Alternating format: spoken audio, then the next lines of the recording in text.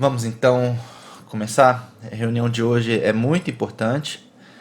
Eu vou dizer para vocês que, na minha opinião, o assunto de hoje é o mais importante de todos. De todos. A gente falou muita coisa importante, né?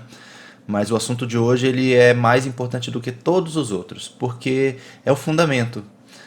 A gente vai falar sobre a Bíblia. A gente começa a falar sobre a Bíblia hoje e a gente termina semana que vem. São 2 reuniões sobre a Bíblia. E por que eu deixei para falar da Bíblia por último? Porque se eu começasse falando da Bíblia primeiro, eu acho que não teria tanta gente nas últimas reuniões. As pessoas iam desistir antes, tá? Não porque é ruim falar da Bíblia, não é. Mas é porque, primeiro, é um assunto difícil tecnicamente. Eu vou facilitar bastante a vida de vocês aqui, eu já vou trazer muita coisa pronta. Mas falar da Bíblia como livro é algo que tecnicamente demanda um pouco. E segundo, eu deixei para falar por último porque a gente vai falar sobre ler a Bíblia. E sem oração e sem jejum, é muito difícil você ler a Bíblia. Muito, muito mesmo, tá? Não acho que é possível, inclusive. Você pode até ler a Bíblia como literatura, como um livro, até consegue. Tem pessoas que nem são cristãs e leem a Bíblia, mas você não vai conseguir tirar dela nenhuma lição espiritual, ou muito pouco. Você absorve muito pouco se você não está num processo de santificação, num processo de aperfeiçoamento, num processo de relacionamento com Deus. Porque ler a Bíblia é ouvir a voz de Deus. A gente falou isso já lá atrás, quando a gente falou sobre esse tema, né? Como ouvir a voz de Deus. Então, ler a Bíblia não é um acessório da caminhada cristã. Assim como orar não é, e assim como jejuar também não é. Como oração e jejum, a leitura bíblica é uma expectativa de Deus. E mais do que uma expectativa, é uma ordem. E eu vou mostrar isso para vocês durante essas 2 reuniões. Então, se você quer ser uma pessoa fiel a Deus, você precisa ler a Bíblia, porque isso é uma ordem que Deus deu. Mas vamos orar então para a gente poder começar e receber a graça do Senhor aqui para poder absorver o tema. Pai, mais uma vez nos achegamos a Ti, Senhor. Nós nos colocamos, Senhor, à Sua disposição, dependentes de Ti, mas disponíveis, Senhor, e sensíveis à Tua voz hoje. Senhor, nos concede graça e sabedoria para podermos entender o que falaremos aqui hoje, o que será ensinado. Nos ajuda, Senhor, a compreender a importância das Escrituras. Nos ajuda, Senhor, a aprender a amá-la, a vivê-la, Senhor, no nosso dia a dia. Senhor, não nos deixe, Senhor, continuar a nossa vida, Senhor, distantes da Tua palavra, mas que possamos, Senhor, desejá-la todos os dias. Nos ajuda, Senhor, porque sem a Tua ajuda, Senhor, provavelmente não conseguiremos. Senhor, sabemos a quantidade de distrações que o mundo ele impõe a nós. Senhor, que possamos, Senhor, vencê-las para nos aproximar de Ti através da Tua palavra. Senhor, nós te pedimos isso em nome de Jesus. Amém. Então vamos lá. Então vamos falar sobre leitura bíblica. Vou ler esse texto de 2 Timóteo 2, de 1 a 15. É bastante, tá?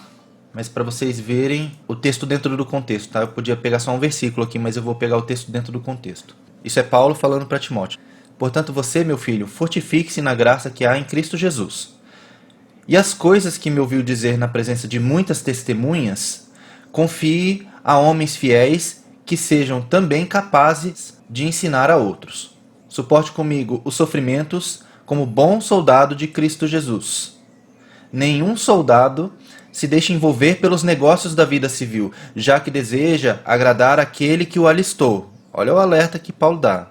Se você se alistou para uma missão, você não deve se distrair com os negócios da vida civil. Aqui ele compara, né, a vida militar com a vida civil.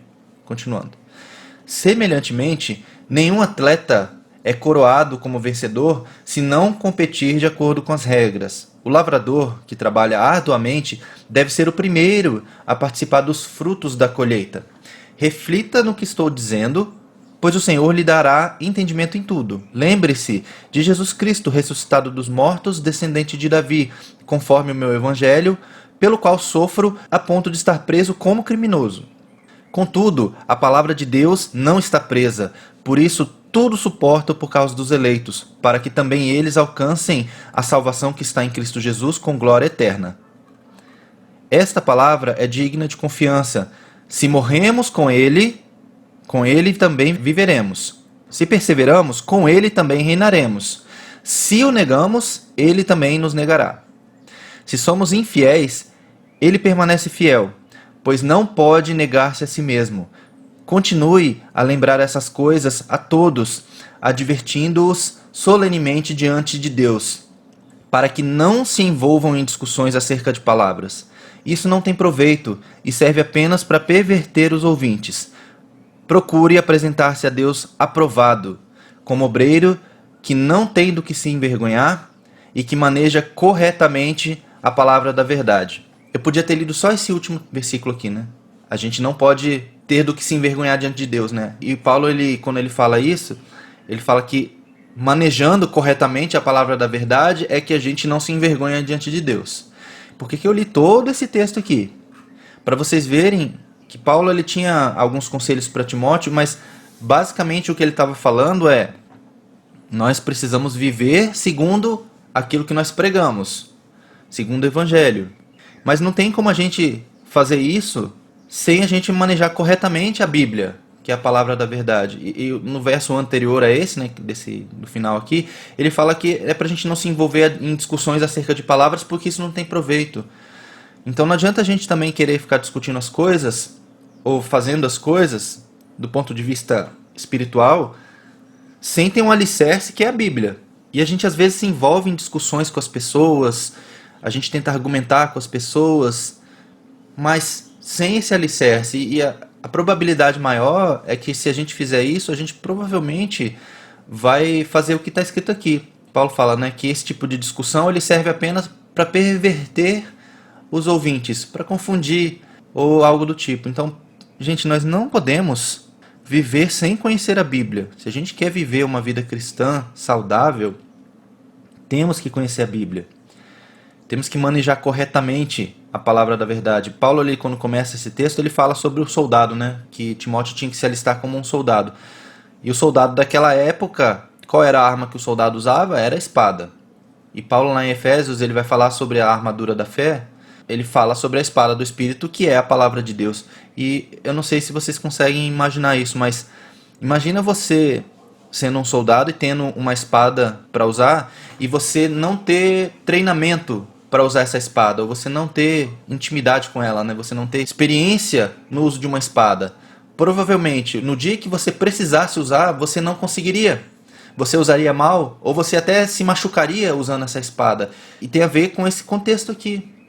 Se a gente quer realmente ser um bom soldado de Cristo, a gente tem que saber usar essa arma.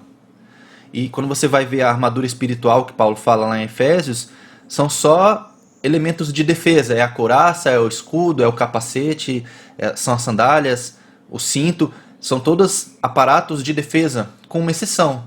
A espada é a única arma de ataque dessa armadura da fé. Então, a única arma que a gente tem para atacar, a gente precisa conhecer. A gente precisa saber usar. Não adianta você ter ela na cintura, se no dia que você precisar dela, você não consegue usar.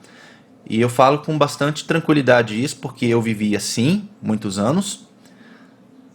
A gente não sabe. E aí, às vezes, vem uma pessoa um pouco mais criteriosa e faz uma pergunta um pouco mais difícil, a gente já não sabe responder. E aí, qual é a nossa resposta? Ah, isso aí é fé, tem que crer. Não é isso. Não é assim. Pedro, ele fala na carta dele que nós temos que estar preparados a todo tempo para responder qual é a razão da nossa esperança para as pessoas. Então a gente precisa saber responder perguntas difíceis também. Em alguns casos, dependendo do seu contexto, do contexto social que você vive, as pessoas vão fazer perguntas difíceis. E eu vou mostrar várias coisas aqui a respeito disso hoje, porque nós precisamos saber defender a Bíblia como livro e como texto divino, texto inspirado por Deus, texto sagrado. A gente precisa entender que ela é, de fato, a palavra de Deus, mas a gente precisa saber responder às pessoas quando elas questionarem a respeito disso também. Então hoje, a nossa conversa ela vai para um lado um pouco mais técnico, para eu falar como a Bíblia foi formada e os argumentos que a gente tem a favor da Bíblia, porque a gente precisa compreender isso para nós e a gente precisa saber apresentar esses argumentos para outras pessoas, porque não tem como a gente apresentar o Evangelho sem a gente ter certeza que a Bíblia é verdadeira.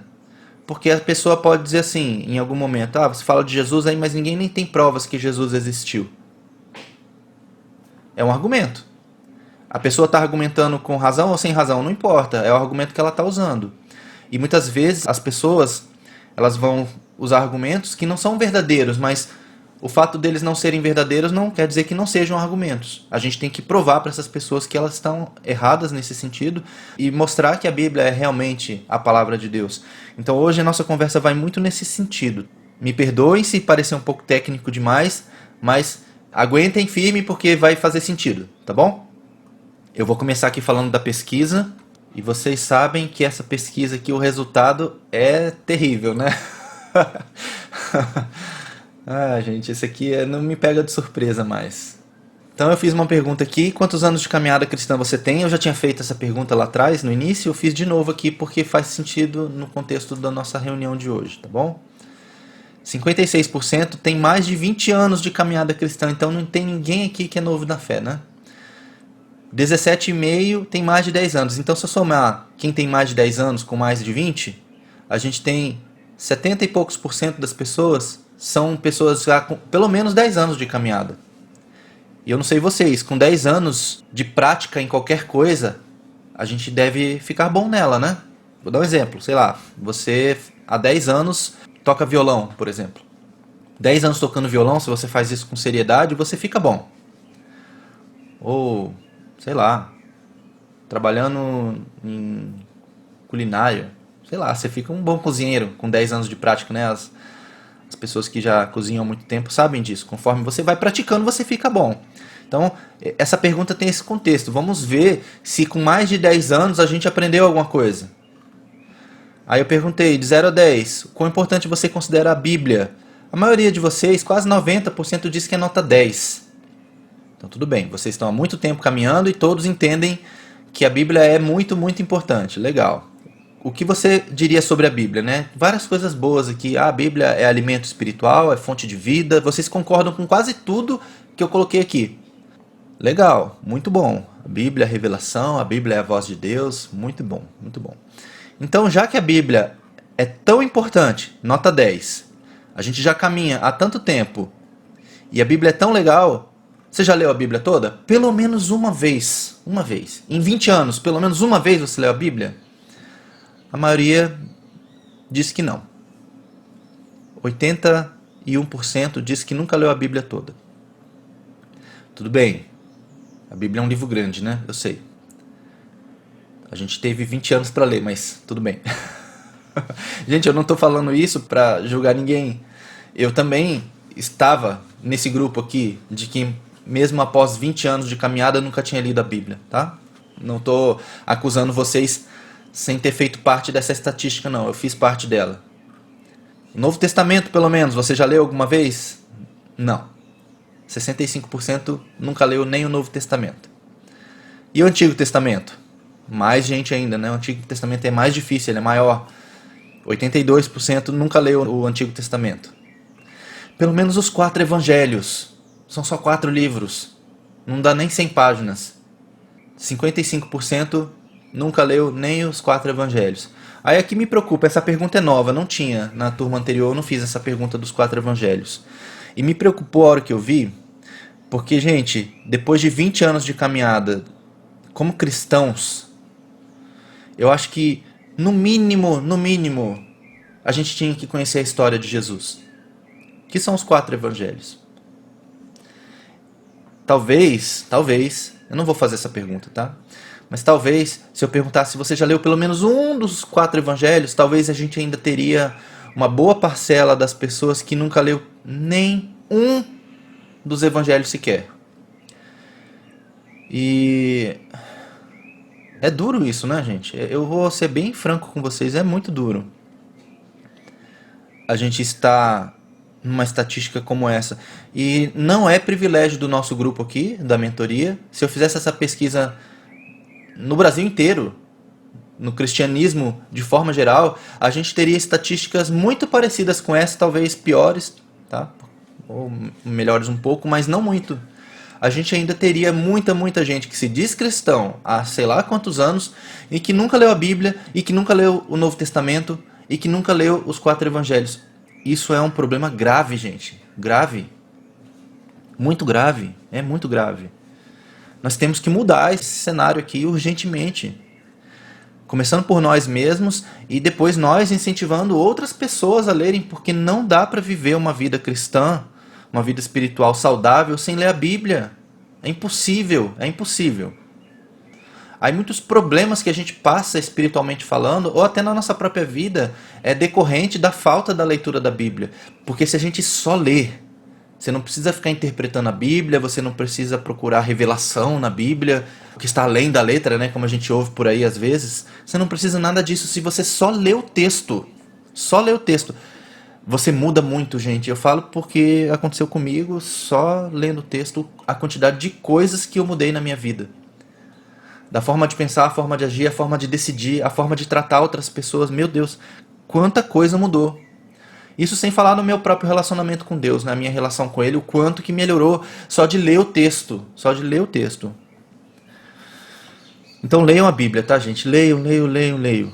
Vamos continuar. Em relação ao seu hábito de leitura da Bíblia, você diria que o maior grupo aqui disse que leio esporadicamente de tempos em tempos de forma não organizada. Ou seja, abre a Bíblia de vez em quando, lê alguma coisa. Ou lê a Bíblia quando está na igreja. O pastor entra lá, vamos abrir a Bíblia em... Aí você lê o texto. É isso que você lê. É o que eu entendo. Porque os números aqui em cima, né, das outras perguntas, eles mostram claramente que a gente não lê a Bíblia. Então, se você diz aqui que lê esporadicamente, provavelmente você lê assim, né? Quando vai na igreja e olhe lá. 17% diz que lê com regularidade, mas apenas a leitura corrida do texto. Não estuda o texto, não medita nele. 28% diz que lê com regularidade, procurando estudar, meditar e aplicar o que lê. Ótimo. É uma parcela até importante aqui do nosso grupo. Talvez essas pessoas aqui sejam as pessoas que já leram alguma coisa. E é importante. E aí tem uma outra resposta interessante que é essa aqui, ó. Só leio a Bíblia, abrindo em textos aleatórios, para ver se Deus fala comigo. Não que Deus não faça isso, gente. Deus faz isso sim. Não é incomum você pedir uma palavra para Deus e Deus te dá uma palavra na Bíblia quando você abre ela aleatoriamente. Mas não foi assim que Deus planejou que a Bíblia fosse usada. Deus quer que a gente leia a Bíblia. E a Bíblia é uma coletânea de livros. Eu não sei vocês, mas eu não pego os livros, seja eles quais forem, e abro em páginas aleatórias para ler. Você faz isso com outros livros? Você vai pegar um romance lá, uma história.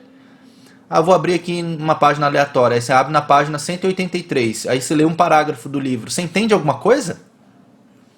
Se você entender alguma coisa, provavelmente você está entendendo fora de um contexto. Você não sabe qual é o contexto daquela história, para você pegar aquele trecho isolado. E por que a gente faz isso com a Bíblia? É duro, gente. Quanto tempo em média você dedica diariamente à leitura? É uma média, né? A resposta mais comum é: dedico em média entre 5 a 10 minutos por dia. Eu já vou criticar esse número aqui. Eu não estou dizendo que você está mentindo, mas é incoerente para mim. Porque se você lê de 5 a 10 minutos por dia, você leria a Bíblia toda em um ano. Talvez, não, em um ano talvez não dê. Tá, em 2 anos que seja, você já teria lido a Bíblia toda. Então, para mim, é incoerente essa estatística aqui com essa aqui. Você já leu a Bíblia inteira, ou pelo menos o Novo Testamento. Não faz sentido para mim. Se você diz que você lê todos os dias, em média, entre 5 e 10 minutos, e você não leu a Bíblia toda ainda, ou pelo menos o Novo Testamento, ou pelo menos os 4 evangelhos, o que você está lendo? Eu não sei, é uma dúvida aqui, gente. Surgiu aqui esse mistério aqui para mim. Não faz sentido para mim, gente, sinceramente. 28% diz que lê entre 10 a 30 minutos. Provavelmente esses 28% são esses 28% daqui de cima, que diz que lê a Bíblia, estuda, medita nela. Ninguém diz que lê mais de 60 minutos. É muito. Realmente, ler mais de 1 hora por dia não é para todo mundo, é mais para quem estuda mesmo a Bíblia, né? 14% diz que não lê a Bíblia. Isso aqui para mim é muito mais coerente com a estatística aqui de cima, tá? Mas tudo bem. Vamos continuar. considerando a resposta anterior, essa aqui, né? Você acredita que dedica uma quantidade suficiente de tempo à leitura? É unânime praticamente, né? Não, não dedico o tempo suficiente. E a última pergunta. Se você entende que não dedica tempo adequado à leitura bíblica, quais razões te levam a ter esse comportamento? Olha as respostas mais comuns. Tenho muitas atividades no meu dia, não leio porque não priorizo essa atividade e tenho muitas distrações. Eu não sei vocês, mas eu acho que eu já vi essas respostas em outro lugar, em outra pesquisa. Vocês lembram de algum lugar onde vocês viram esse resultado aqui? Dessas 3 razões serem as mais frequentes para outra coisa?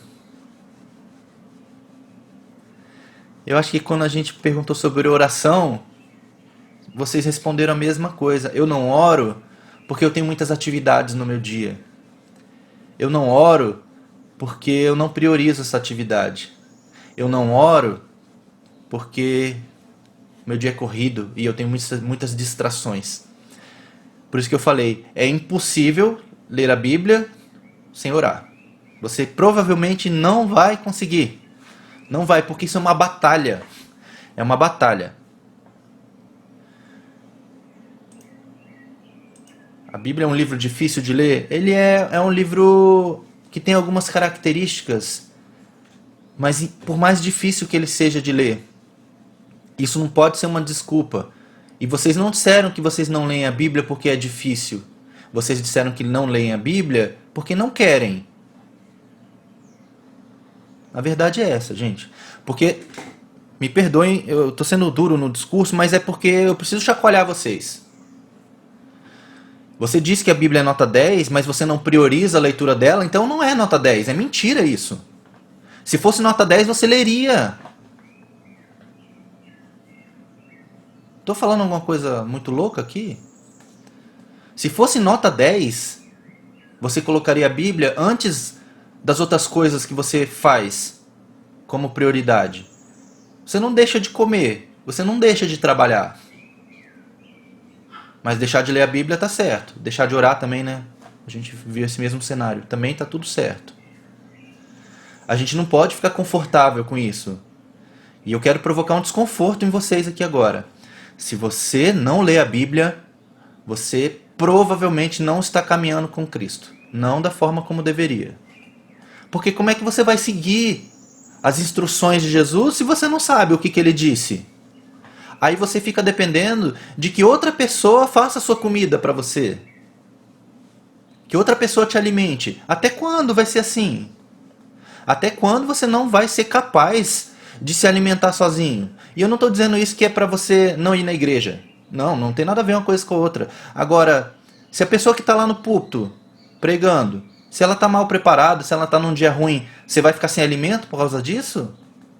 Você não vai alimentar sua alma? Até quando a gente vai viver assim? E a gente sabe, e não é por mal, não estou falando isso por mal, mas a gente sabe que tem muitas pessoas nos púlpitos que não estão preparadas, às vezes, para pregar. A gente sabe disso. E eu não estou falando isso por mal. As pessoas lá estão de bom coração, com boa intenção, querendo realmente trabalhar para Deus, mas nem todo mundo se prepara adequadamente.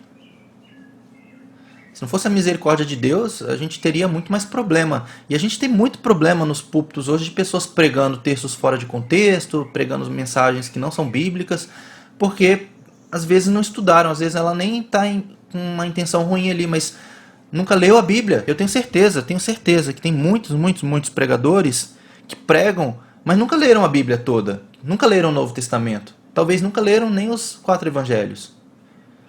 Até quando vai ser assim, gente? A pergunta para vocês é essa: até quando nós vamos depender que outras pessoas façam a nossa comida? A Bíblia está aí à disposição para todos nós. A gente não tem desculpa para não ler a Bíblia. Ah, eu não leio a Bíblia porque a Bíblia é cara. Não é, é de graça. Baixa um aplicativo aí no teu celular aí. Eu não leio a Bíblia porque eu não entendo. A linguagem é difícil. Mentira, isso não é verdade. A Bíblia tem várias traduções já muito facilitadas para você ler. E por aí vai, gente. A gente, assim, não tem desculpa, vai. Eu vou resumir a história aqui. Não tem desculpa pra gente não ler. A desculpa, na verdade, é eu não quero ler a Bíblia. Eu escolhi não ler a Bíblia. Mas eu gostaria que hoje, após a gente acabar aqui, vocês mudem um pouco isso, tá? Vou pôr um vídeo para vocês, são só 2 ou 3 minutos, tá? É rapidinho. Talvez vocês já tenham visto, circulou muito esse vídeo. There was a recent study by the Center for Bible Engagement where they polled 40,000 general population in the U.S. from 8 to 80, and they just wanted to see how we are engaging with Scripture. Right. And they discovered something that actually became kind of the profound discovery of the entire study. They weren't even looking for this, and this is kind of became the highlight of the study. Right. When we're in the Scripture one time a week, and that could be church on Sunday, that's pastor saying you open your Bible, we hear the message, one time a week had negligible effect on some key areas of your life. So I'm going to spell that out more here in a moment. 2 times a week, negligible effect. Now at 3 times a week, there was a blip on the map, like there was a heartbeat. Something happened, again, a heartbeat. Okay. But here was the profound discovery. When we're in the Scripture 4 times a week, it literally spikes off the chart.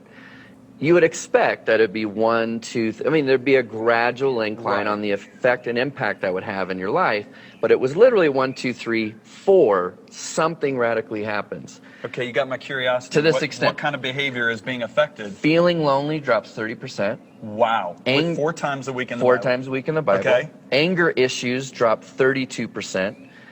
Bitterness in relationships, marriage, a relationship with your kids, and so on, drops 40%. Alcoholism drops 57%. Feeling spiritually stagnant. You know, if there was one area when I'm talking with people that they'll be honest about is they just feel spiritually stagnant. Ask them the question, how much time are you spending in Scripture? If they're in the Scripture 4 times a week or more, it drops 60%. Wow. Viewing pornography drops 61%. That's very important. Now, on a flip positive side, sharing your faith Wow. jumps 200% Wow. because you have a confidence in God's Word. And then discipling others jumps 230%. That's amazing right there.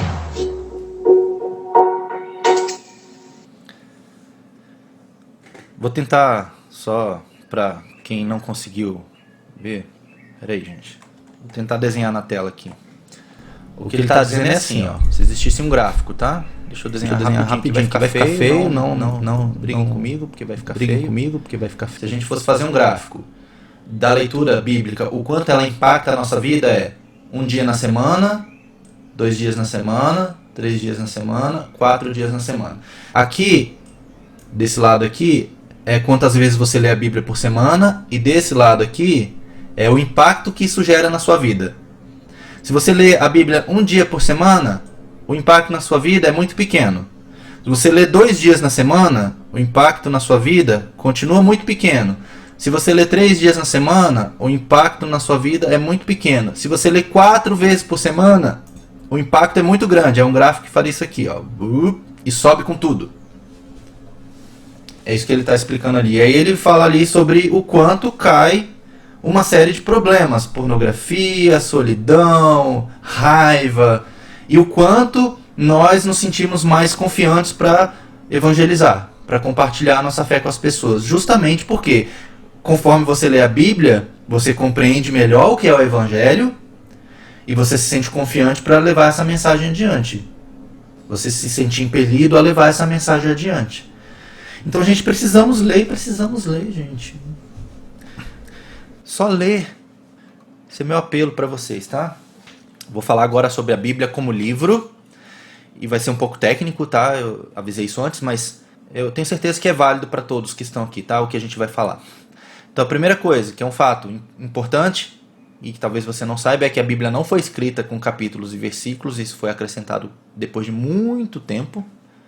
A Bíblia era um livro como qualquer outro. Você tem os livros que você lê por aí, eles têm separação por versículo? Não. Tem até capítulos em alguns casos, né? Mas versículos não tem. Isso foi feito muito tempo depois. Ajuda a gente a navegar pelo texto, mas é um problema na minha visão. A maioria das pessoas que estuda a Bíblia concorda que a divisão em versículos e capítulos é um problema, porque muitas vezes você, por ter essa divisão, você isola o texto do contexto, e isso é muito perigoso. Eu vou falar isso na semana que vem. Então a Bíblia não foi escrita assim. Então toda vez que você for ler um versículo da Bíblia, cuidado para não interpretar ele fora do contexto. Leia antes desse versículo para ver o que está dizendo e leia depois para ver o que está dizendo. Porque senão você pode tirar a Bíblia do contexto. A Bíblia foi o primeiro livro impresso no mundo, não sei se vocês sabem disso também. Gutenberg, quando inventou a prensa tipológica, que virou a imprensa depois, né, que imprimia em larga escala, a primeira coisa que foi impressa foi a Bíblia. A Bíblia ainda é o livro mais vendido do mundo, por mais que existam muitos livros hoje sendo publicados, né, a Bíblia continua sendo o mais vendido. A Bíblia já foi traduzida para mais de 2.900 idiomas e dialetos. Não tem um livro como a Bíblia, gente. Não tem. Não tem. A formação da Bíblia. A Bíblia não veio pronta, do jeitinho que ela está aqui hoje para nós. Ela teve um processo de construção. É uma coletânea de livros, como eu falei inicialmente, né? A própria palavra Bíblia, quando você vê ela no contexto original dela, a palavra em grego, é justamente biblioteca, no sentido de biblioteca, de uma coleção de livros. E os livros eles foram sendo agrupados com o tempo. Eu não vou entrar muito nessa discussão, tá bom? Porque isso já é muito mais técnico do que o necessário, né? Dos concílios que foram feitos para decidir quais livros entrariam na Bíblia ou não. Aí tem uma discussão, então foi o homem que fez a Bíblia, então tem uma discussão muito grande em cima disso, não vou entrar nesse mérito, tá bom? Mas a Bíblia ela não veio pronta do jeito que está. A Bíblia hebraica, é o Antigo Testamento, se chama Tanakh. Quem decidiu quais livros fariam parte da Bíblia hebraica foram os judeus, não foram os cristãos, tá? Só para deixar isso muito claro, porque senão as pessoas acham, vocês pegaram só o que interessava. Não, os judeus é que decidiram isso, num concílio também, mas os judeus é que decidiram. E os critérios que eles usaram para decidir quais livros seriam realmente livros sagrados, tem alguns critérios, um deles é o texto tem que ter sido escrito em hebraico, ele tem que ter sido escrito na região da Palestina, não pode ter sido escrito fora da Palestina, mesmo que tenha sido em hebraico, se for fora da Palestina, da região ali onde eles peregrinaram, né? Não vale. Tem que ter sido escrito até no máximo a data do retorno do exílio da Babilônia. Então, qualquer coisa escrita depois do exílio da Babilônia não vale, porque depois do exílio houve 400 anos de silêncio profético, então nesse período Deus não falou nada. Então os judeus não consideram nada que foi escrito nesses 400 anos. Tá? E tem que estar de acordo com a Torá, que são os 5 primeiros livros, né, o Pentateuco. O que está escrito em qualquer livro do Antigo Testamento não pode contrariar a Torá, que é a lei de Deus. É um critério que foi definido e eu acredito que até é um critério coerente para decidir isso. Aí você depois tem a Septuaginta. O que é a Septuaginta? A Septuaginta é a tradução da Bíblia para o grego, o Antigo Testamento para o grego. Isso foi feito em Alexandria, Alexandre o Grande, quando ele era imperador ali do mundo, praticamente. Ele gostava muito de livros, né? Por isso que tem a Biblioteca de Alexandria. Ele valorizava muito essa questão cultural, o conhecimento. Então, como a Bíblia era um livro importante para os judeus e ele queria ter a Bíblia também, ele pediu para traduzir a Bíblia para o grego. Alexandre o Grande era grego, tá? Só para você saber, quem não sabe, né? Ele pediu para traduzir para o grego. A Septuaginta é de 70, porque foram 72 pessoas que traduziram a Bíblia do hebraico para o grego. São rabinos judeus que traduziram. 6 rabinos de cada tribo de Israel fizeram ali uma equipe e traduziram a Bíblia para o grego. Então aí por isso se chama Septuaginta. Depois você tem a Vulgata Latina, que a Vulgata ela é a Bíblia em latim. Quem pediu para fazer isso foi o imperador romano, porque a Bíblia estava em grego, ele não queria em grego, ele queria em latim, que era o idioma do Império Romano. E aí traduziu-se a Bíblia para o latim. Depois você tem a Bíblia de Lutero, Lutero traduziu para o alemão. Depois você tem a Bíblia em inglês, que foi feita por John Wycliffe. Isso tudo na época da Reforma Protestante. E depois você tem as várias versões em português. A nossa versão mais famosa aqui é a João Ferreira de Almeida. Aí você tem as variações, né, da Ferreira de Almeida. Você tem a Almeida atualizada, a Almeida corrigida fiel, a Almeida revista corrigida, tem várias, né? Mas é a tradução mais legal. A história da tradução da Bíblia em português é fantástica, gente. Se vocês quiserem pesquisar um dia, vale a pena. É muito legal. Você vê a mão de Deus assim, de forma muito nítida. Mas enfim, essa aqui é a formação da Bíblia. Algumas características da Bíblia como livro. Como eu falei, a Bíblia é uma coletânea de livros e de livros antigos. A gente não pode desconsiderar isso. São livros antigos. Por isso que em alguns casos a gente vai no texto original para ver o que está escrito. Por justamente ser um texto antigo, ele precisa ser olhado como literatura antiga mesmo. Você não pode pegar a Bíblia e querer olhar ela com o teu olhar de hoje, porque provavelmente você vai entender alguma coisa errada. Isso se chama anacronismo, caso vocês queiram estudar sobre isso eventualmente, tá? É você pegar o seu contexto atual e tentar aplicar ele no contexto de vida daquelas pessoas. Eu vou dar um exemplo rápido aqui. Por que a lei era tão rigorosa? Por exemplo, vou dar um exemplo aqui, um dos mais criticados, né? Se o seu filho for um rebelde, você apedreja ele. Por que a Bíblia tem esse tipo de instrução? Por que Deus deu esse tipo de instrução malvada, né? Se você for pensar bem. É que a gente olha para isso com a nossa cultura. E você não pode fazer isso. Você tem que pensar na cultura daquela época. E naquela época, isso talvez fosse aceitável. Não vou entrar no mérito aqui se é certo ou se é errado. Tá? Isso aí é outra conversa. Mas você não pode tentar interpretar um texto antigo com o seu olhar cultural atual. Você tem que interpretar com o olhar cultural daquela época. E assim por diante. Tá? A Bíblia Católica tem 73 livros. A Bíblia Protestante tem 66 livros. Qual que é a diferença? São os livros apócrifos. São livros que eles são considerados deuterocanônicos. O que é isso? Essa palavra difícil. Deutero é a palavra que em grego que significa segundo. E canônico é de cânone. Cânone é texto sagrado, né? Então, uma segunda canonização de textos, digamos assim. Eles são livros do Antigo Testamento que os judeus não reconhecem. No concílio que eles fizeram, eles não reconhecem como texto sagrado. Justamente porque não cumpre aqueles 4 critérios. Ou não foi escrito em hebraico, ou foi escrito após o exílio, ou não está de acordo com a Torá, ou não foi escrito na Palestina. Tá?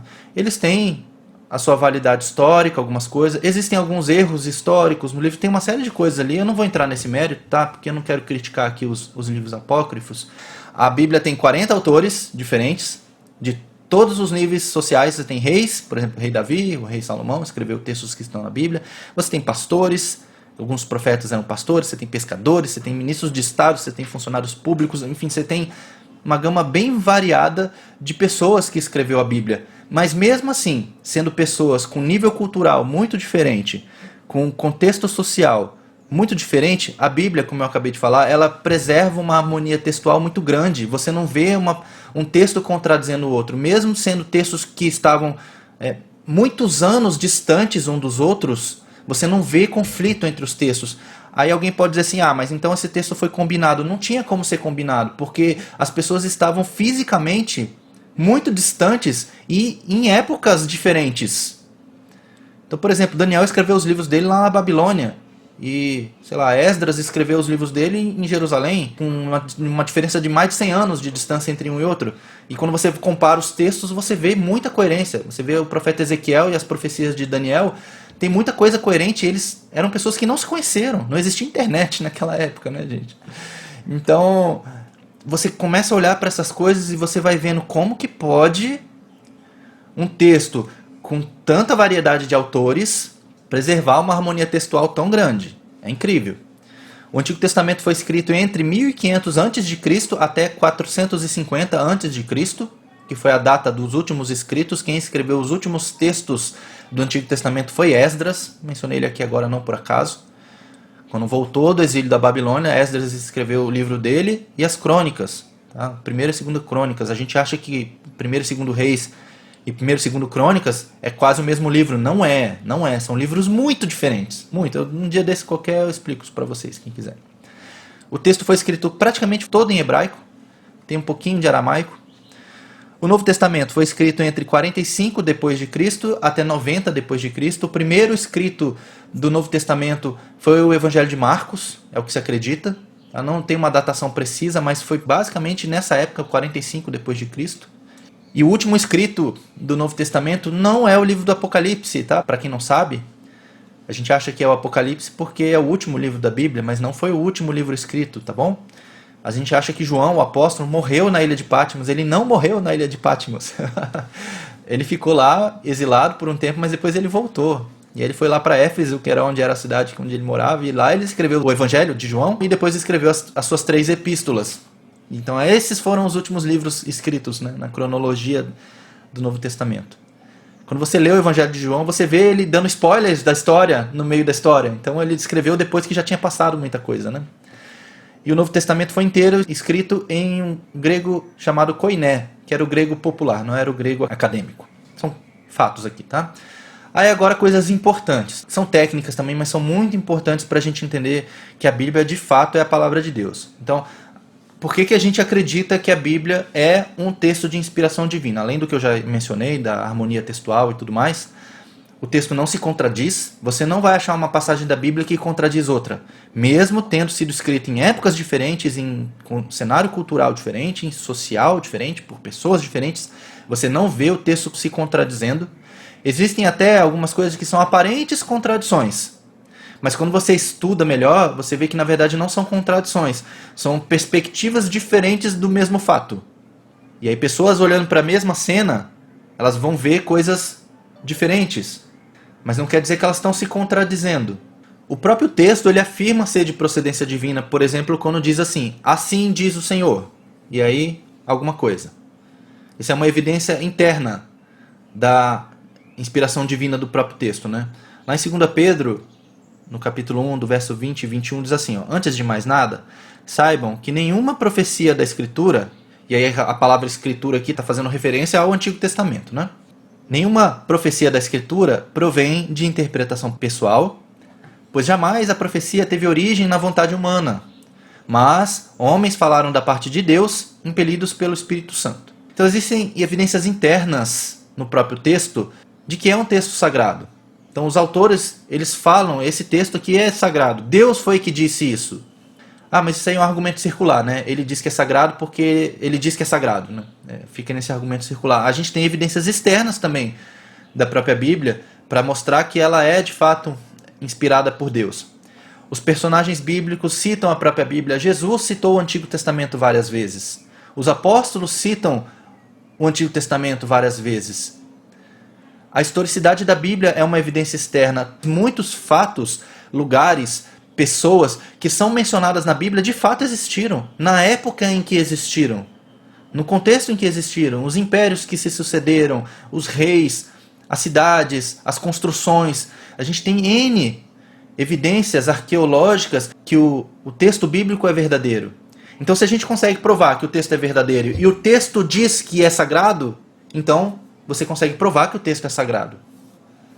A gente tem na Bíblia mais de 2.000 profecias cumpridas. É bem mais que 2.000, eu coloquei 2.000 para ter uma margem de segurança aqui. E aí eu trouxe um exemplo.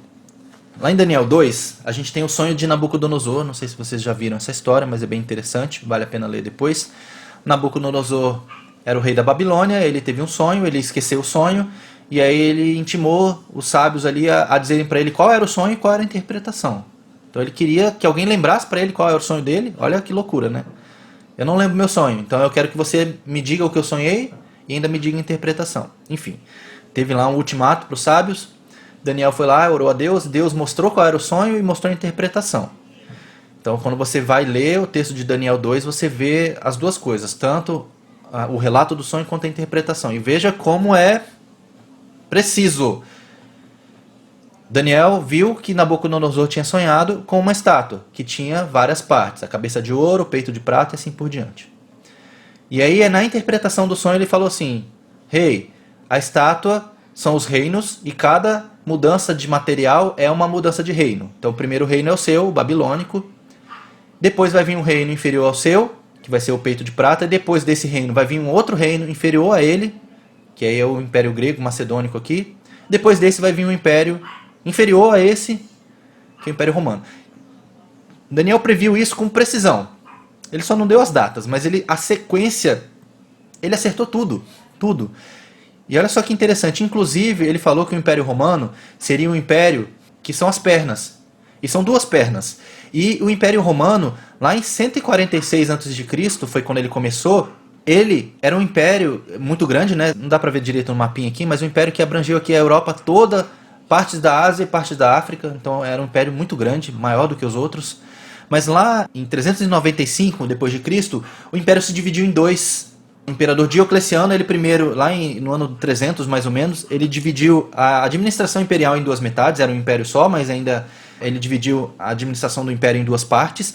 E depois, Constantino, ele foi lá e transferiu a capital do império de Roma para Bizâncio, que depois Bizâncio se tornou Constantinopla. E aí o império de fato se dividiu em dois. Você tinha o Império Romano Ocidental e o Império Romano Oriental. O Ocidental, a capital era Roma, e o Oriental, a capital era Constantinopla. Até por causa disso a Igreja Católica tem divisão também, né? Existiu a cisma ali da Igreja Católica entre a Igreja Católica Romana e a Ortodoxa, que está lá em Constantinopla, que é lá na Turquia hoje. Daniel, ele acertou até isso, porque o Império Romano seriam as duas pernas. Então seria um império dividido. E depois ele fala que viria um império que seria a mistura do barro com o ferro, que é o mundo como a gente vive hoje. É a mistura de um resquício do Império Romano com um material ainda pior do que o ferro, né? Porque o Império ele veio diminuindo aqui a qualidade do ferro, né? E aí a pergunta é, qual que é a probabilidade de tudo isso ser previsto com tanta precisão? É improvável que alguém falasse isso e acertasse se não fosse uma coisa de Deus. E essa aqui é uma profecia de muitas outras, de milhares de outras, que você consegue ver o cumprimento exato na história. Não estou nem falando de coisas espirituais, não. Estou falando da história mesmo. Fatos históricos que foram previstos pelos profetas e que aconteceram. Por exemplo, vou dar um outro exemplo aqui. O Holocausto dos judeus, está previsto isso. Deuteronômio 28, por exemplo, fala. Lá no início, quando Deus falou as primeiras ordens, Deus falou em Deuteronômio 28, bênçãos e maldições que viriam sobre Israel, e está profetizado lá algo que você, quando lê, você olha para aquilo e você fala, isso aqui é o Holocausto, de fato. Enfim, esse aqui é só um exemplo de uma profecia que se cumpriu. E o legal aqui é que termina a profecia de Daniel, lá em Daniel 2, no verso 34 e 35, é quando ele termina o sonho. Ele diz assim, ó, enquanto o Senhor é o rei Nabucodonosor ali, enquanto o Senhor estava olhando, uma pedra foi cortada sem auxílio de mãos humanas e atingiu a estátua nos pés, de ferro e de barro, e os despedaçou. O ferro, o barro, o bronze, a prata e o ouro foram despedaçados no mesmo instante e se fizeram como palha das eiras no verão. O vento os levou e deles não se viu nenhum vestígio. Mas a pedra que atingiu a estátua se tornou uma grande montanha e encheu toda a terra. Essa é fácil, gente. Pergunta de escola bíblica dominical. Quem é a pedra? Quem é a rocha? Jesus! A escola bíblica é assim, né? Se você não sabe a resposta, você fala Jesus, que provavelmente você está acertando. É uma pedra que foi tirada de algum lugar sem o auxílio de mãos humanas. E essa pedra vai vir bater nos impérios do mundo e vai destruir esses impérios. E essa pedra vai crescer e se tornar uma montanha. O reino de Deus, gente, vai vir e vai dominar tudo. Jesus, quando vier reinar, ele vai reinar sobre tudo. Por isso que ele é rei dos reis, senhor dos senhores. Tá chegando a hora. Mais coisas sobre a inspiração divina. A influência da Bíblia na história é uma coisa impressionante também. O como a Bíblia influenciou o pensamento das pessoas na história humana. Você tem muitos exemplos de pessoas que foram muito influentes e que foram influenciados pela Bíblia. Você tem a própria indestrutibilidade da Bíblia. Se eu não me engano, foi Diocleciano. Eu não lembro. Foi um dos imperadores romanos, gente. Em algum momento, o cristianismo começou a crescer tanto e ele ficou preocupado que ele ia perder o controle. Então ele mandou queimar todos os manuscritos que existiam da Bíblia. E essa é uma das razões pelos quais a gente não tem alguns originais, porque eles foram queimados. Mas mesmo assim, mesmo tendo sido queimado milhares de manuscritos, a Bíblia se manteve ainda firme e não foi extinta, não foi destruída completamente. Os textos que a gente tem hoje, eles são muito precisos com o original. Eu já vou mostrar isso para vocês. Outra evidência de que a Bíblia é um texto inspirado por Deus é a capacidade de transformação do ser humano. Dizem que se você deixar uma pessoa em contato com a Bíblia e mais nada, aquela pessoa ela não tem como não ser transformada. Se aquela pessoa só tiver a Bíblia para ler, por exemplo, numa prisão, é muito, muito comum você ver testemunhos de pessoas que estavam na prisão e começaram a ler a Bíblia e se transformaram totalmente. Não é incomum, gente, conversões genuínas em prisões. Porque o cara está lá preso, ele não tem muito o que fazer, acaba lendo a Bíblia e só de ler a Bíblia, mais nada, a vida daquela pessoa se transforma. Por isso temos que ler. Uma última evidência aqui da inspiração divina é a atualidade do texto. O texto bíblico foi escrito quase 2000 anos atrás, né? O último texto, né? 90 depois de Cristo. Então, quase 2000 anos atrás, o último texto foi escrito. Mas até hoje você consegue ver como esse texto é atual. Eu vou dar um exemplo para vocês aqui. 2 Timóteo 3, de 1 a 5 diz assim, Paulo falando. Mas você precisa saber disso. Nos últimos dias sobrevirão tempos difíceis, pois os seres humanos serão egoístas, avarentos, orgulhosos, arrogantes, blasfemadores, desobedientes aos pais, ingratos, ímpios, sem afeição, implacáveis, caluniadores, sem domínio próprio, cruéis, inimigos do bem, traidores, atrevidos, convencidos, mais amigos dos prazeres do que amigos de Deus, tendo forma de piedade, tendo uma aparência de piedade, mas negando o poder dela. Fique longe também destes. Gente, isso aqui é mais atual do que o quê? Esse aqui é o mundo de hoje. Além disso ser profético, né? É uma profecia cumprida. É um texto assim que parece que Paulo estava vendo os nossos dias. O mundo está assim. Exatamente assim. Então, é um texto inspirado, gente. É um texto inspirado. E aí a veracidade, né? Eu falei sobre os manuscritos e tudo mais, eu vou explicar. Nós, quando estudamos apologética é uma disciplina sobre a defesa da fé. Tá? Se eu fosse definir a apologética, ela seria a defesa da fé. Ela não necessariamente é da fé cristã, mas é a defesa de um ponto de vista, de uma visão de mundo. Tá? Então você tem a apologética cristã, por exemplo. A gente tenta sempre mostrar que o Novo Testamento ele é confiável. Por quê? Primeiro, o Antigo Testamento ele está contido no Novo Testamento, porque, como eu falei, Jesus cita o Antigo Testamento. Os apóstolos citam o Antigo Testamento.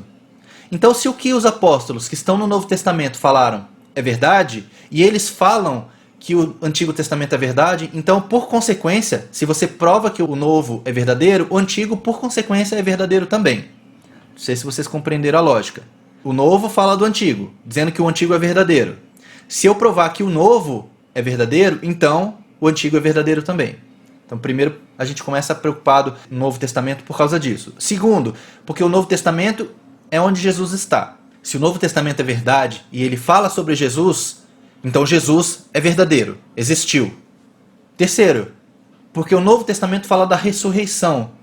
E se o Novo Testamento é verdadeiro e a ressurreição aconteceu, então o cristianismo é verdadeiro.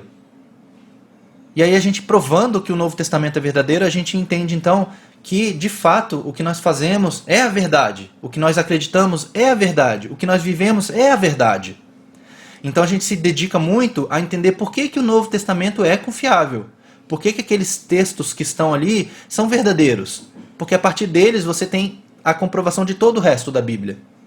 Não sei se vocês conseguem entender a lógica disso, mas é assim que a gente defende o cristianismo. Porque sempre vai existir aquela... É uma fala, de certa forma, não é verdadeira, tá? Dizendo que todos os caminhos levam a Deus. Não é verdade. Isso não é verdade. E não é verdade, assim, do nosso ponto de vista cristão, né? Justamente porque Jesus falou, eu sou o caminho, a verdade e a vida. Ninguém vem ao Pai senão por mim. Então não tem outro caminho. É só um caminho.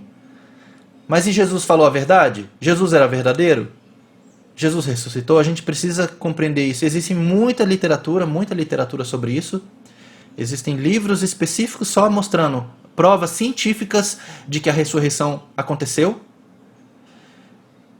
E é muito fácil a gente entender que a ressurreição, falando só da ressurreição, é muito fácil a gente compreender que aconteceu porque era muito fácil desprovar a ressurreição. Se você quisesse provar que uma pessoa não ressuscitou, como é que você provaria isso? Muito simples. É só você mostrar o corpo daquela pessoa. Vamos lá no túmulo dela e ele ali, ó. Não ressuscitou nada, tá aqui. Pronto. E por que ninguém nunca conseguiu achar o corpo de Jesus? Por que os judeus que desmentiam a ressurreição não mostraram o corpo de Jesus? Por que os romanos não mostraram o corpo de Jesus? Porque eles nunca acharam. Aí tem várias teorias. Ah, não, tem a teoria... Olha só que coisa louca. Cara, é uma teoria muito maluca. Tem várias, tá? Mas essa daqui é a que eu mais gosto.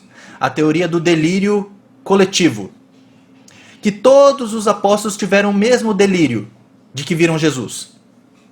Peraí, tinha 120 pessoas no cenáculo quando o Espírito Santo veio e Jesus apareceu. Tinha mais de 200 pessoas inicialmente. Todas as pessoas deliraram ao mesmo tempo e viram Jesus ressurreto? Ah, qual é, né? Primeiro que isso não tem nenhuma prova, isso é uma hipótese. E tem gente que usa isso para provar que o cristianismo é falso. Não, foi um delírio coletivo. E assim, tem muitas outras, tá, gente? Teorias para tentar mostrar que Jesus não ressuscitou, mas era muito fácil, era só mostrar o corpo. Acabou. E ninguém nunca conseguiu. Por quê? Porque ele ressuscitou. Enfim, vamos lá. Várias coisas aqui, eu vou passar rápido por isso, tá? Porque é técnico, eu sei que é um pouco chato, mas vamos lá. Por que o Novo Testamento é confiável? Primeiro, as fontes de dados, as fontes de informação são muito próximas do evento. Os manuscritos, eles foram escritos próximos da data do acontecimento. Como eu falei, o Evangelho de Marcos foi escrito 10, 15 anos depois que Jesus já tinha ressuscitado. Então era recente. O relato era recente. 10 anos depois que um fato aconteceu, você consegue narrar ele ainda com precisão. Vou dar um exemplo para vocês que não faz 10 anos, faz 20. O 11 de setembro. Vai fazer 20 anos já. E as pessoas ainda lembram claramente. Não precisa você ver a notícia na TV ou qualquer coisa assim. Você, na sua memória, você lembra. Imagina quem presenciou o fato. A gente que não presenciou, a gente lembra. Quanto mais quem estava ali e viu tudo acontecer. Lembra claramente, até hoje, com certeza. Então, a proximidade dos escritos mostra que aquilo é verdadeiro. As citações dos pais da igreja. Os pais da igreja são os discípulos dos apóstolos, tá? Só para vocês saberem quem são. Eles também citaram todos os acontecimentos. São fontes que a gente tem manuscritos de Agostinho, de Clemente, de vários outros escritores ali do início da igreja. A gente tem os manuscritos dessas pessoas ainda. E eles citam todos os eventos. E é muito próximo. É no primeiro século ainda. No ano 100 e pouquinho, 120, 130, eles estavam escrevendo ainda sobre isso. Então era tudo muito próximo. Só para vocês terem ideia, existe pelo menos 5.000 manuscritos preservados do Novo Testamento. Não é o texto original, por exemplo, não é a carta de Paulo original. Quando você compara os manuscritos entre si, porque alguém pode dizer assim, né? E essa é uma argumentação que as pessoas usam. Ah, a Bíblia foi adulterada. Foi mesmo? A gente pega os 5.000 manuscritos e você compara os 5.000, eles são praticamente idênticos. Então, assim, né? Pode até ter uma diferença entre um e outro, mas a diferença que existe, ela não invalida o texto. São diferenças, por exemplo, de grafia. O copista ali, o cara que copiava, ele errou alguma coisa, ou ele pôs uma vírgula num lugar onde não tinha, por exemplo, tá? Mas isso não muda o contexto daquele texto. E quando você compara, só para vocês saberem, tem mais de 99% de precisão. Quando você compara esses 5.000 manuscritos que estão preservados até hoje, do Novo Testamento, você tem 99, qualquer coisa por cento de precisão. Ou seja, praticamente todos os manuscritos são iguais. Então não tem como ter sido adulterado, porque são manuscritos de datas diferentes, de locais diferentes, escritos por pessoas diferentes, e todos eles têm o mesmo texto. Isso falando dos manuscritos escritos em grego. Se você for pegar os manuscritos que já eram traduzidos para outros idiomas e você compara eles, você ainda tem mais ainda precisão. Você tem mais argumentação positiva a respeito disso. Existem detalhes no Novo Testamento que só poderiam ser contados por uma testemunha ocular. Não tem como alguns fatos que foram narrados terem sido inventados, porque seria impossível alguém inventar aquela história sem ter presenciado. Existem muitas testemunhas oculares dos fatos no Novo Testamento, e quando você vai comparando os relatos, você vê que os relatos são semelhantes. Há detalhes que se perderiam se dependêssemos de uma única testemunha. Porque aquilo, né, é igual um julgamento. Normalmente você tem várias testemunhas para falar sobre o mesmo fato. Por quê? Porque uma testemunha só talvez não lembre de tudo. Não veja a cena toda. Ela se atém a um detalhe específico daquela cena. Então quando você tem várias testemunhas para falar sobre a mesma cena, você tem uma imagem, um cenário muito mais completo. O que você tem no Novo Testamento é isso. São várias testemunhas do mesmo fato. Por isso que eu falei que existem aparentes contradições. Porque algumas pessoas, elas relataram o fato citando, por exemplo, um cego foi curado, mas outro diz 2 cegos foram curados. Mas por que tem essa divergência aparente? É porque a primeira testemunha focou a sua atenção naquele primeiro cego, enquanto a segunda testemunha conseguiu perceber que tinha 2, ou os leprosos, ou enfim, vários dessas pequenas contradições que existem, mas o fato é, alguém foi curado. Então o fato principal não muda. O que muda são detalhes daquela cena. Tá bom? Existem histórias embaraçosas no Novo Testamento, porque pensa assim, gente, se o texto foi adulterado, por exemplo, eles excluiriam as histórias embaraçosas, porque, por exemplo, fala de Pedro, por exemplo, tá? Pedro é uma figura muito importante, principalmente para a Igreja Católica, né? Eles entendem que Pedro era o primeiro Papa e tudo mais. Se o texto do Novo Testamento não fosse verídico e tivesse sido adulterado, eles provavelmente iam excluir as histórias vergonhosas de Pedro, de que Pedro negou Jesus, que Jesus chamou Pedro de sai de mim, Satanás, ou coisas assim. Eles excluiriam isso, porque eu não vou denegrir a imagem daquela pessoa que é tão importante para mim. que é o que normalmente você faria se você tivesse que divulgar uma notícia para vender alguma coisa para alguém. Você tira o que é ruim, você não vai falar a parte ruim daquilo. E existem várias histórias embaraçosas sobre Pedro, sobre Paulo e sobre outros personagens bíblicos importantes. Isso por si só dá a confiabilidade que aquele texto é real, é verdadeiro. Se o autor estivesse mentindo, ele colocaria detalhes embaraçosos sobre si mesmo? Ele não faria isso. Paulo citou várias vezes as prisões dele, as vezes que ele foi chicoteado, as vezes que ele foi apedrejado. Ele não faria isso sobre ele mesmo. Por que ele faria isso? E também os escritores, eles não negaram o que afirmavam, nem mesmo sobre a ameaça de morte. Por exemplo, Paulo, ele foi ameaçado de morte muitas vezes, e mesmo assim ele continuava afirmando aquilo. A morte não era suficiente para fazê-lo mentir. Aquilo era tão verdadeiro para ele, tão verdadeiro, que ele mesmo diante de uma ameaça de morte, ele continuou afirmando aquilo, ele deixou por escrito aquilo. Os outros apóstolos também, os outros escritores dos evangelhos, a mesma coisa. Todos foram martirizados. E mesmo assim, mantiveram ali o seu testemunho fiel. Eles tiveram mortes terríveis, né? Se eles fossem inventar uma história, qual motivo eles teriam para isso? Pensa só, qual é a vantagem de você contar a história do evangelho? É ser perseguido e morto? Isso é vantagem? Por que eles fariam isso se não fosse verdade? Quem inventaria uma mentira para provocar a própria morte? Não faz sentido isso. Então eles morreram porque eles acreditavam naquilo mesmo. Aquilo era verdade.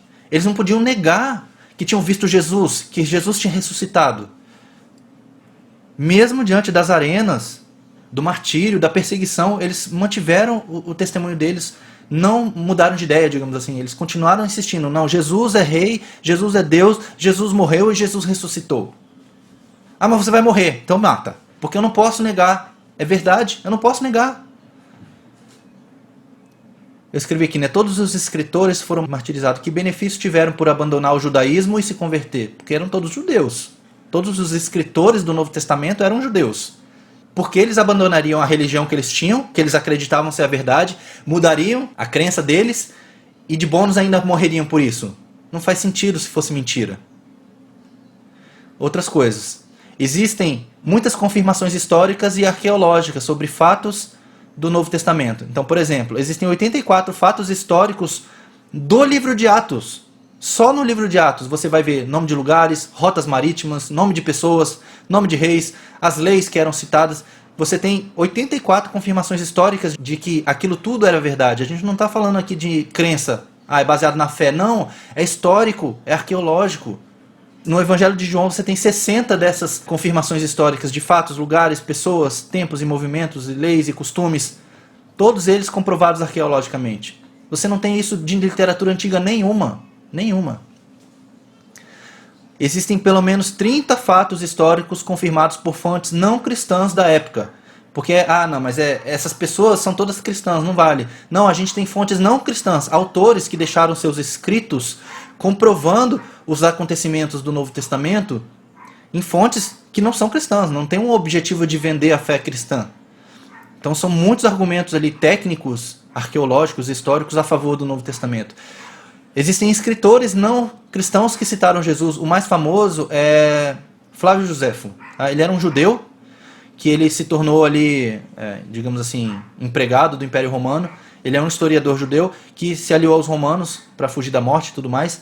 E ele fez muitos relatos a respeito de Jesus. Olha só esses aqui, ó. Nessa época, a época de Pilatos, isso aqui é um livro dele, chama Antiguidades Judaicas, tá? Essas duas citações aqui. Nessa época, a época de Pilatos, havia um homem sábio chamado Jesus. Sua conduta era boa e ele era conhecido por ser virtuoso.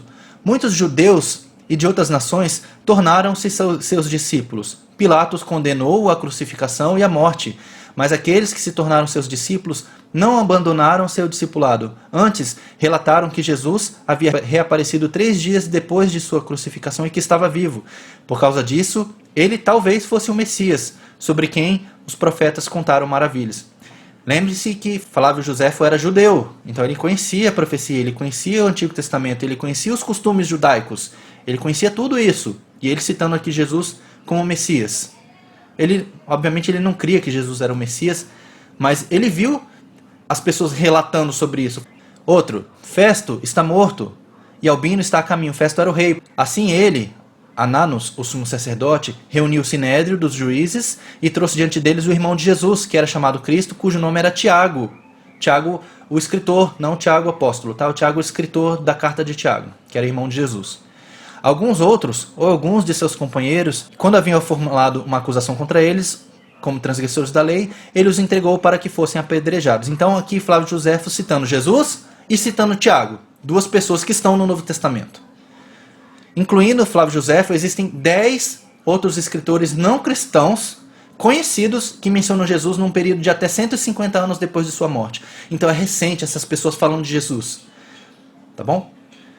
E uma última evidência aqui, uma prova do Novo Testamento é o crescimento explosivo do cristianismo. O crescimento do cristianismo nos primeiros séculos foi explosivo mesmo diante da perseguição, porque nos 3 primeiros séculos a perseguição contra os cristãos foi ferrenha, é onde tem as arenas, os leões, as fogueiras, as cruzes e tudo mais, né? Quem arriscaria a vida para espalhar uma mensagem que fosse falsa? Gente, não faz sentido isso. Então tem que ser verdade. A mensagem que foi anunciada, o evangelho é verdadeiro, porque senão não faria sentido as pessoas morrerem por isso, milhares. Os relatos de Flávio Josefo, inclusive, sobre a quantidade de pessoas que foi crucificada por ser cristão é incontável. Diz, num dos livros dele, nos relatos, que acabou a madeira de tantas cruzes que fizeram. Diz que o imperador Nero, que foi um dos que mais perseguiu os cristãos, e ele era meio maluco, ele nas festas dele, ele para iluminar as festas, ele colocava fogo nos cristãos que estavam crucificados. Olha que coisa doida. Isso é um relato histórico, isso está lá no livro de Flávio Josefo. E por que as pessoas morreriam por essa mensagem se ela fosse falsa? Não faz sentido. E aí uma última colocação. Se a história fosse uma farsa, teria mudado tanto a vida de tantas pessoas em tão pouco tempo? Provavelmente não, né? Então, só para resumir, existem evidências documentais, são os manuscritos antigos, a data dos manuscritos, tudo muito recente, né? Você tem a comparação entre as versões, como eu falei, né? 99% de precisão das cópias em grego e 85% a 90% de precisão entre as cópias de idiomas diferentes. Os manuscritos, eles são confiáveis. As aparentes contradições que eu falei, elas na verdade elas não são pontos negativos, são pontos a favor, porque se todas as histórias contadas pelas pessoas fossem exatamente a mesma, é igual um julgamento, né? Se todas as testemunhas falam exatamente a mesma coisa, é estranho, é sinal de que isso foi combinado. Mas como há aparentes contradições, isso dá confiabilidade para o texto para que ele seja verdadeiro. Os relatos das falhas de personagens importantes. No Antigo Testamento tem muitas histórias de personagens importantes para os judeus, por exemplo, que são embaraçosas também. Por exemplo, Abraão. Abraão tem uma história lá que ele diz que a mulher dele era irmã dele. Era verdade isso, era meia irmã dele, né? Mas isso era vergonhoso. Tem a questão de Abraão ter tido um filho com Agar, por exemplo. Isso também, de certa forma, é vergonhoso. Moisés, que era um assassino. Isso está mencionado lá no livro do Êxodo. Pô, Moisés era um herói para os judeus. Por que não tiraram isso lá da história? Podiam ter tirado, mas eles deixaram. Davi e Pedro, enfim, vários outros personagens que têm histórias e têm relatos de falhas desses personagens importantes, né? Davi, que adulterou com Batseba, por exemplo. Doutrinas controversas. Se o texto tivesse sido adulterado, a gente teria embasamento bíblico para várias doutrinas esquisitas, controversas. Por exemplo, aí são exemplos aqui, tá? Existiria, por exemplo, uma doutrina que justificaria a consulta aos mortos. Ou que justificasse você orar por um morto. Mas na verdade, na Bíblia, diz assim lá em Hebreus 9:27. Ao homem está destinado a morrer uma só vez e depois disso, o juízo. Já, acabou, não tem chance depois. Morreu, acabou. Não adianta mais. A pessoa, enquanto estava em vida, você podia orar por ela. A hora que ela morreu, o destino dela foi selado ali. Acabou. É Hebreus 9:27 isso, tá? É um outro texto para isso também, né? Consulta aos mortos ou qualquer coisa do tipo, né? Tem a parábola do rico e do Lázaro, não sei se vocês lembram, tá lá em Lucas 16. Rico e o Lázaro morreram. Lázaro foi para o seio de Abraão, que seria o céu. O rico ficou do lado de lá, no Hades, que seria o inferno.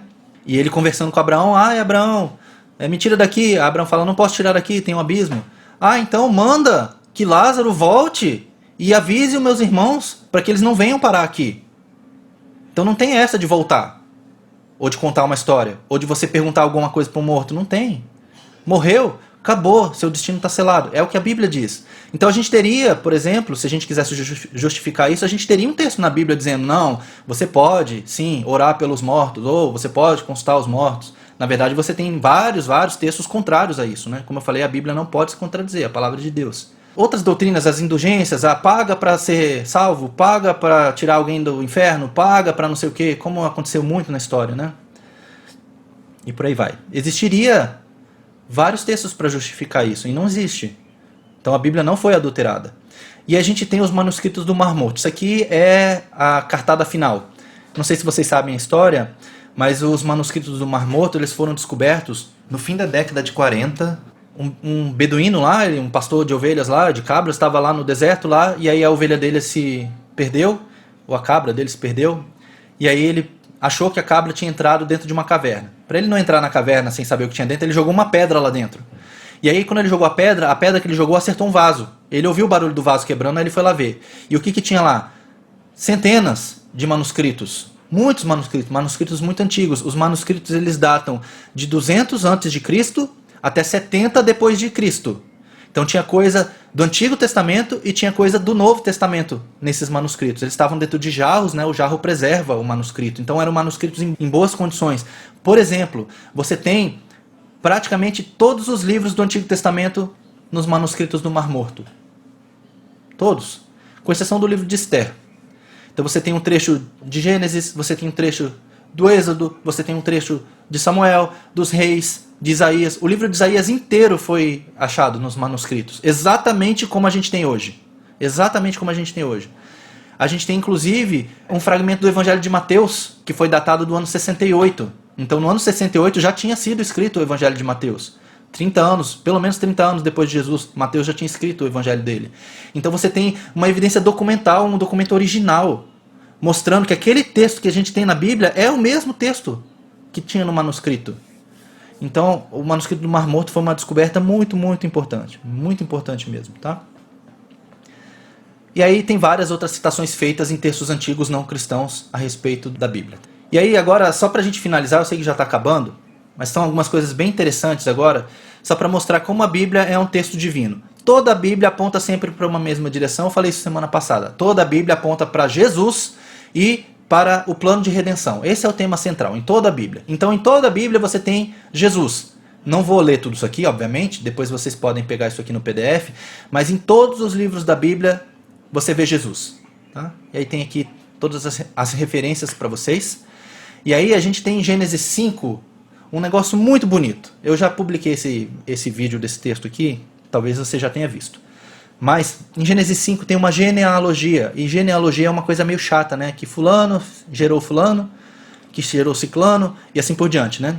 A genealogia para o judeu é muito importante porque eles não tinham cartório, né, gente? Então eles precisavam registrar quem era filho de quem para manter a linhagem das pessoas, para questões de herança e tudo mais, né? Então era importante ter genealogia. E aí em Gênesis 5 a gente tem a genealogia de Adão. E Adão teve vários filhos, a gente conhece mais Caim e Abel, né? Mas teve outros filhos, né? Teve Sete, teve vários outros filhos. E a genealogia de Adão na linhagem de Sete, porque ele teve várias linhagens, né? Na linhagem de Sete tem uma mensagem muito bonita, olha só. Aqui a gente tem o texto em hebraico, o texto em português e o significado do nome em hebraico, tá bom? Então Adão é Adão, né? Adão significa homem. Depois Adão gerou Sete. Sete se escreve assim. E Sete significa apontado, determinado. Depois a gente tem Sete, teve um filho chamado Enos. E Enos significa mortal. Enos teve um filho chamado Cainã, que em hebraico é Kenan, significa desgraça, pena, aflição. É um nome curioso para você dar para um filho, né? Mas tem um motivo, vocês já vão ver. Cainã teve um filho chamado Maalalel. Maalalel significa o Santo Deus. Ele teve um filho chamado Jered, que significa descerá. Jered teve um filho chamado Enoque, e Enoque é bem conhecido, que significa ensinando. Enoque teve um filho chamado Matusalém, ou Metuselá em hebraico, que quer dizer sua morte trará. E ele teve um filho chamado Lameque, que significa desesperado, sem esperança. E Lameque teve um filho chamado Noé, que significa descanso ou conforto. E olha só que mensagem maravilhosa que a gente tem em Gênesis 5, no início. Se você pegar os nomes e colocar em sequência, olha só a mensagem que você tem. Ao homem, Adão, está determinada, 7, uma penalidade ou uma pena mortal, Enos e Cainã. Mas o santo Deus, Maalalel, descerá, Gered, ensinando, Enoque, que a sua morte, Matusalém, trará ao desesperado, Lameque, ou ao sem esperança, o descanso ou conforto que é Noé. Olha que mensagem maravilhosa do Evangelho. Jesus está na Bíblia toda, gente. Quem é que vai descer? Deus! O santo Deus vai descer para trazer descanso e paz para o sem esperança. É isso que Jesus veio fazer, gente. Isso está lá no início da Bíblia. Só mais uma aqui, antes da gente finalizar, que é a parábola do filho pródigo. Lucas, quando escreveu esse texto, eu não sei se ele fez isso de propósito ou não, mas olha só que beleza que tem aqui. A parábola do filho pródigo, ela é a parábola mais longa que Jesus contou e ela tem uma estrutura muito bonita. É uma estrutura que a gente chama degraus. Ela tem degraus que descem e depois degraus que sobem. E olha só, a parábola acho que vocês conhecem, né? O filho se perdeu, depois voltou para o pai e tudo mais. Então no começo da parábola, você tem o primeiro degrau aqui, que é a descida, você tem o filho se perdendo. E aí no final da parábola, que é o primeiro degrau subindo, você tem o filho sendo encontrado, que é o pai falando para o filho, o teu irmão estava perdido e foi encontrado. Depois você tem no segundo degrau descendo, que é o verso 13, os bens foram gastos com uma vida cara, o filho desperdiçou tudo, né? No segundo degrau subindo, os bens agora foram usados numa celebração. O pai matou um bezerro cevado para comemorar o retorno do filho. No terceiro degrau descendo, tudo foi perdido. No terceiro degrau subindo, tudo foi ganho. O filho recebeu de volta ali o anel, as sandálias, as vestes. No quarto degrau descendo, foi um pecado, um grande pecado, né? A grande queda, que foi ele ter que cuidar dos porcos. Isso para o judeu era uma ofensa muito grande, né? E aqui no quarto degrau subindo é o arrependimento. Em vez do pecado, o arrependimento. No verso 16, ele foi rejeitado, nem a comida dos porcos ele podia comer. E no quinto degrau subindo, que é o verso 20, é o pai aceitando, o pai correndo ao encontro daquele filho, mesmo ele todo sujo. O pai aceitando o filho de volta. E no sexto degrau é onde se encontra, né? É a mudança de mente. O jovem falando, quantos trabalhadores do meu pai têm comida em abundância e eu aqui padeço de fome? E aí o arrependimento, vou voltar e vou me humilhar diante do meu pai e reconhecer que eu errei. Pai, pequei diante do céu, diante de ti. Não sou digno de ser chamado teu filho. Então, olha que estrutura bela que a gente tem na Bíblia. Não pode ser por acaso. Não pode ser por acaso. Eu preciso mostrar um vídeo antes de explicar isso aqui, porque senão vocês não vão entender, tá? E vocês talvez não vão entender o vídeo também, mas eu vou explicar. Assistam, depois eu explico. Isso é uma máquina, tá?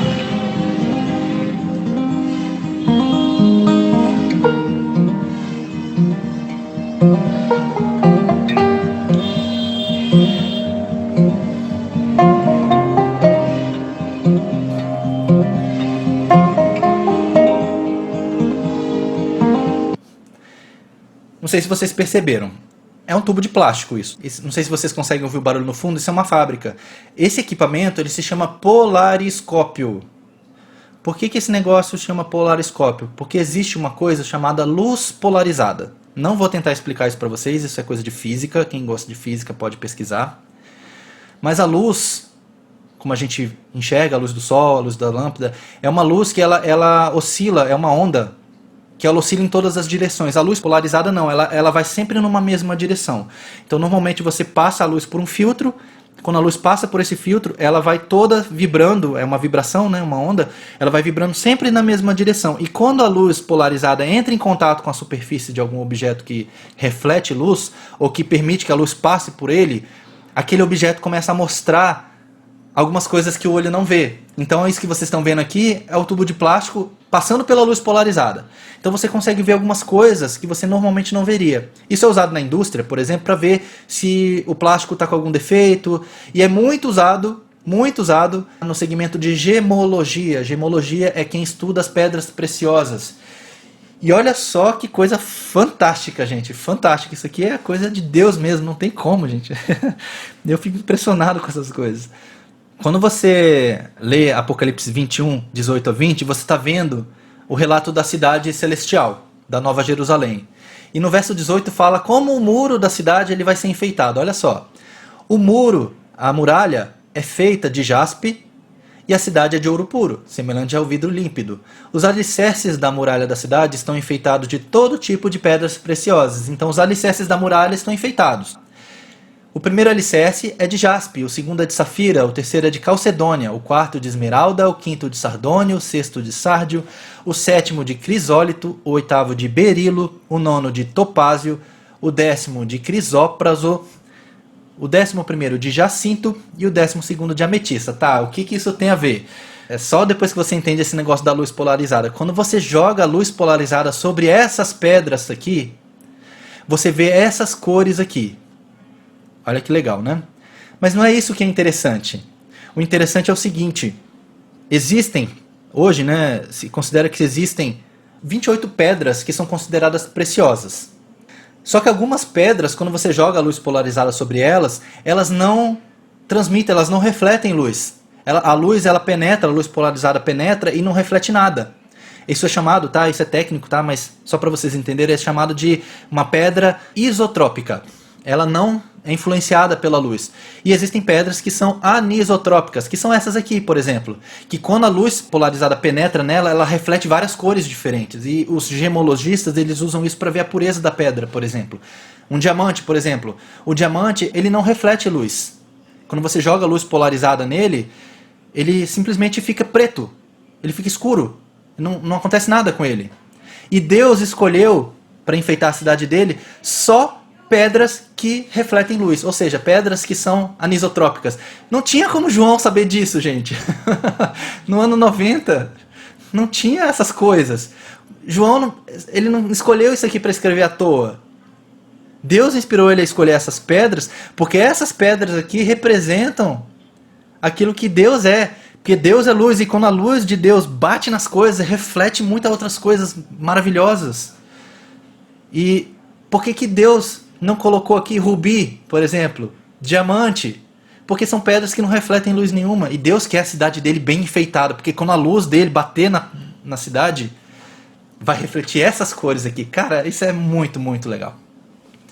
E eu fico impressionado com essas coisas. Impressionado. Como que pode isso, gente? Não pode. Não pode ser coincidência. Não pode, não pode. João escolheu 12 das 16, porque são 28 pedras preciosas, 16 só 16 são anisotrópicas, ou seja, 16 refletem luz polarizada. As outras não. E João escolheu justamente as que são as que refletem luz, ao acaso? Não tem como. Estatisticamente, a probabilidade disso é muito, muito, muito, muito pequena. Então Deus inspirou João a escrever. E é essas coisas que me fazem querer assim, eu preciso entender mais a Bíblia. Eu preciso ler mais, eu preciso estudar, eu preciso conhecer, porque tem essas coisas na Bíblia. É só a gente estudar. É só a gente se dedicar, a gente dedicar tempo. E não estou falando de muito tempo. É algum tempo. É algum tempo. O que tem mais, tem um monte. Mas não dá tempo. Fica para a próxima. Tem muita coisa legal, gente. Tem muita coisa. A Bíblia é maravilhosa. Quando você lê e você se abre para o que a Bíblia oferece, é fantástico. Tá aí agora, para essa semana. Ame a palavra de Deus, aprenda isso, é muito importante. Comece a ler, estudar, meditar, viver a palavra de Deus. A gente precisa disso, gente, a gente precisa. Comece com o Novo Testamento. Comece com o Novo Testamento. Eu falei para vocês, leiam os 4 evangelhos, o livro de Atos e o livro de Romanos. Pelo menos. Mas leia tudo. Pelo menos o Novo Testamento todo, gente. Não é tão difícil assim. A gente lê tanta coisa. A gente gasta tempo com tanta coisa, né? Eu não quero nomear aqui o que cada um faz, porque acho que cada um sabe de si. Mas a gente gasta tempo com tanta coisa. E a leitura bíblica não precisa tomar tanto tempo. Se você lê 10 minutos por dia, você lê a Bíblia toda em um ano. 10 minutinhos só, gente. A gente fez aquele contrato no início, né? De 5 minutos lendo a Bíblia e 5 minutos orando. Eu não sei quantos de vocês ainda estão cumprindo esse acordo com Deus. Mas se vocês fizerem isso, vocês vão ler a Bíblia. Mas leia de forma estruturada. Não abra a Bíblia em um texto aleatório. Você não faz isso com outra literatura. Por que você vai fazer isso com a Bíblia? Leia o livro.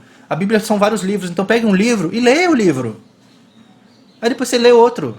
Você não faz isso com um livro na sua prateleira. Você pega um livro, lê um pedaço. Pega outro livro, lê outro pedaço. Não, você lê o livro, acabou o livro, você pega outro. Faz a mesma coisa com a Bíblia. É assim que foi feito. Você deve ler assim.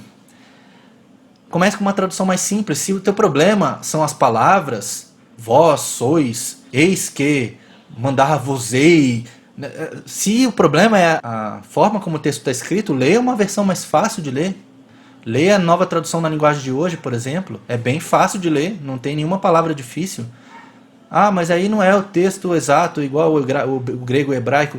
Tudo bem, eu sei que não é. É uma paráfrase em alguns casos, é um reescrever do texto, né, com outras palavras. Mas o que é importante está com o seu sentido preservado. Não importa que a versão é mais moderna, tá? Não tem esse preconceito. Leia, depois você lê na Almeida, se quiser.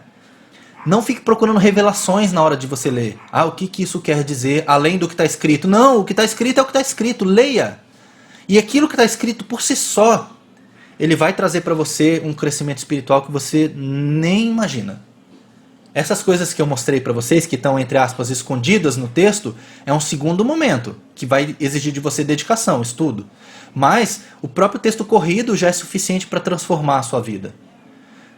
Quando você encontrar algo que te chama a atenção, pare, pesquise, anote, ore. Aí tudo bem, mas leia o texto. Não abra mão de ler, abra mão de outras coisas. Entre abrir mão daquela série do Netflix e a Bíblia, abra mão da série. Eu vou contar uma experiência rapidinho aqui, tá? Eu gosto de videogame, gente. Eu sou da geração gamer, tá? Eu cresci jogando. E até hoje eu jogo um pouquinho todo dia.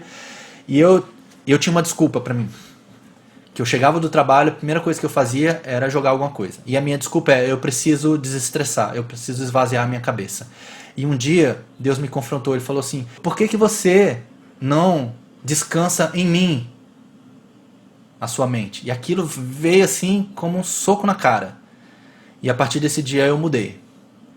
Então, se eu não quero ler a Bíblia, eu pelo menos ouço uma pregação ou alguma coisa assim. Então eu prefiro abrir mão do meu tempo jogando e gastar o tempo que eu gastaria jogando, lendo a Bíblia e depois jogando. Depois eu jogo um pouquinho, não tem problema. Jogo um pouco menos de videogame, mas jogo ainda. É uma distração, é um lazer. Não acho que é necessariamente um problema, depende do que você joga, obviamente, ou depende do que você assiste na TV e coisas assim, né? Mas eu escolhi dar prioridade para a Bíblia. Coloque uma meta de leitura diária, existem muitos planos de leitura, né? 3 capítulos por dia, 4 no final de semana, 5 no domingo, assim por diante. Existem vários. Escolha um e faça. E se você fizer uma meta, não perca mais de 2 dias seguidos, senão você não recupera.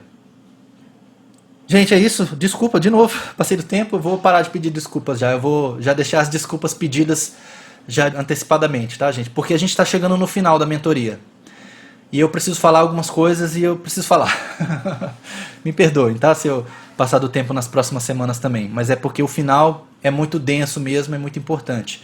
Mas hoje, eu preciso mesmo, e assim, é o meu desejo, é o meu clamor, é o meu apelo para vocês. Comecem a ler, comecem a ler. Comecem a ler. Se alguém tem dificuldade porque não entende, me avise. Eu vou ajudar você. Eu te dou um comentário bíblico para você poder ler o comentário. A gente faz o que for preciso, gente, mas você precisa ler a Bíblia. Você precisa. Entendendo ou não, você tem que ler. E você não precisa gostar de ler, tá? Porque se você esperar gostar de ler a Bíblia para ler a Bíblia, você nunca vai ler. Porque gostar vem muito depois. Você primeiro lê, sem gostar mesmo. E aí depois você começa a gostar. Tá bom? É isso, gente. Fiquem com Deus. Um bom final de semana para vocês. Qualquer coisa, entre em contato comigo. Eu tô falando sério mesmo, tá bom? Se precisarem de apoio, eu apoio. E fiquem com Deus. Tchau, tchau.